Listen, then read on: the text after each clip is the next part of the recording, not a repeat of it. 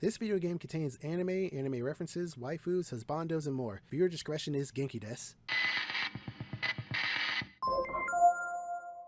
Hey guys, how's it going? This is TUSDarryl, and welcome to my review for Lost Ruins. Let's get the ball rolling. Now here's a game that took me by surprise. See, Lost Ruins is an anime... Okay, wait, no, stop, no. Before you start panicking and running for the nearest volcano to throw yourself into, hear me out. See, Lost Ruins is an anime-styled Metroidvania that seems simplistic on the surface, but is actually very challenging. Mostly because our heroine here can't seem to leap over a small gap well enough to save her own damn life, but I digress. I'm not salty at all. Jokes aside, the game is visually stunning to look at. I'm not even joking here. I love the way the environments shine off of the heroine and various enemies. Each zone is distinct with its own theme and boss enemy tied to it. You would think that this would be a common thing that happens in Metroidvanias, but not in my experience, not often at least. Not often enough where it's noticeable. Typically they follow one set theme because you're only in one location, but I like the ones that vary it up a little bit in some areas. It keeps the game from feeling samey. The game also has a beautiful soundtrack, which was made apparent to me from the moment I hit the main menu. But while I'm here, let's talk about sound real quick.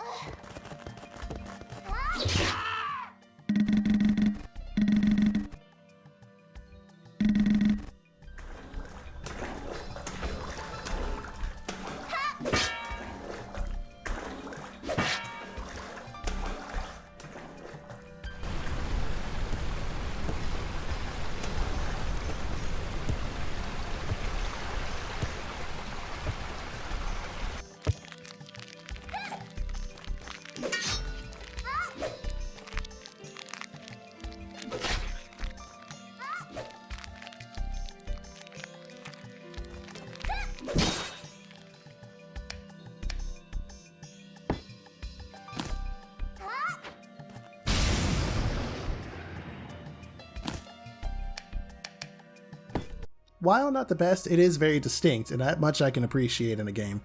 Otherwise, the sounds themselves are anywhere from average to decent. But to get to the real I did it again. The real meat and potatoes here. I did not intend for this to happen again. I want to say meat and potatoes. Meat and potatoes, but I read it as meat. I don't know why. That just happens. But to get to the real meat and potatoes, I want to briefly touch on the story and then talk a bit about the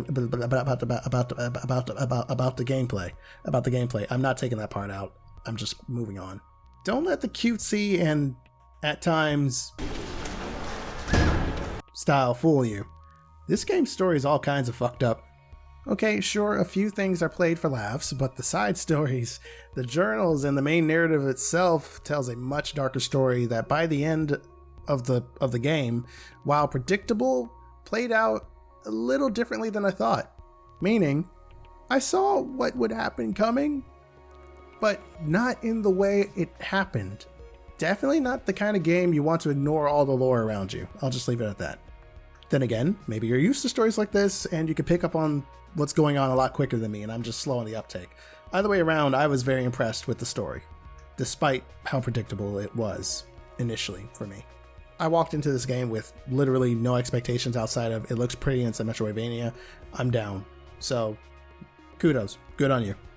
Gameplay wise, it's a little more than your standard Metroidvania. What you get here is a thinking man's game, where you need to be more careful of your surroundings than you do the enemies that actually fight you. I mean, sure, the enemies are difficult on their own right, yes. But I've died many more times to traps and poorly used spells on my part than the enemies themselves. Oh, right, spells. So, what you get is a wide array of physical melee and some ranged weaponry with their own stats and perks, but you also get a slew of spells to use too. The awesome thing about the spells is that they're not just used for damaging enemies. They can also be used to aid in puzzles or set off a chain reaction in the environment. So, if you're standing in a pool of water and an enemy is approaching you, maybe don't use your lightning spell. If you passed grade school science, then you should know why water and electricity don't mix. Not that I'm speaking from like personal experience or anything. I obviously did I did great. You know, I didn't make any kind of mistake like that. Come on. Who do you think I am? I'm a gamer in the year 2023. I am a pro. I'm esports ready. I got this. Yes, I'm just padding for time. Moving along. To get to the not so great stuff, well, the heroine, as I stated earlier, doesn't jump very well. You need to be almost pixel perfect to make sure you make some jumps that you otherwise would think you'd make pretty easily. It can get very frustrating, but thankfully the checkpoints are generous and so is the autosave.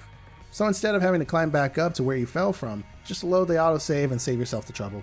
Assuming you fell from a spot where you autosaved at. Other than that, the game is pretty difficult early on. Enemies hit like a doggone truck and you don't have many tools at your disposal yet, so until you beat the first boss, it might be rough for some people. Unless you explore everywhere you can and find as many items as possible to help you out.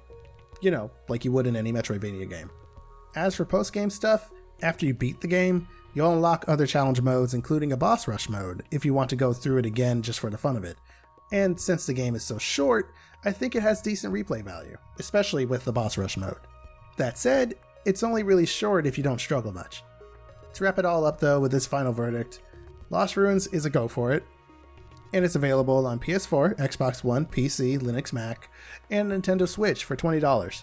And with that wraps up the Lost Ruins review. Yes, this was also one of the ones that was originally going to be a batch review, just like Bright Memory Infinite. But, again, due to circumstances with DuoQ, which I'm not going to give an update on right now because until we actually have a video over there, I'm not going to keep pestering and saying, hey, it's coming up, don't worry, we got stuff coming soon. I can't predict our jobs. I'm currently working in a very hectic schedule right now, and I'm sure Dion is too. So in the meantime, enjoy your stay here, and when a video shows up there, you'll know. So that's all I really gotta say on DuoQ's end. I didn't really want to give an update there, but I figured I would anyway, just for the heck of it. So at the end of the day, I hope you guys have all enjoyed your stay. I'm TUSDarryl, and the next game I'll be talking about is Dead Space Remake, or at least I would be saying that if Resident Evil 4 wasn't coming out this Friday at the time of this recording. So what it's really going to look like is Lost Ruins will have dropped by whatever the date says down there. I can't see it, but you can. And then I'll go through Resident Evil 4 Remake and have that out. I'll also have that little joke video I was talking about. Not the Final Fantasy XIV one, but a different one centered around horror games, if that one's not out already. But once again, I hope you guys have enjoyed your stay. Look forward to my Resident Evil 4 Remake and Dead Space Remake reviews coming up soon. Catch you guys later.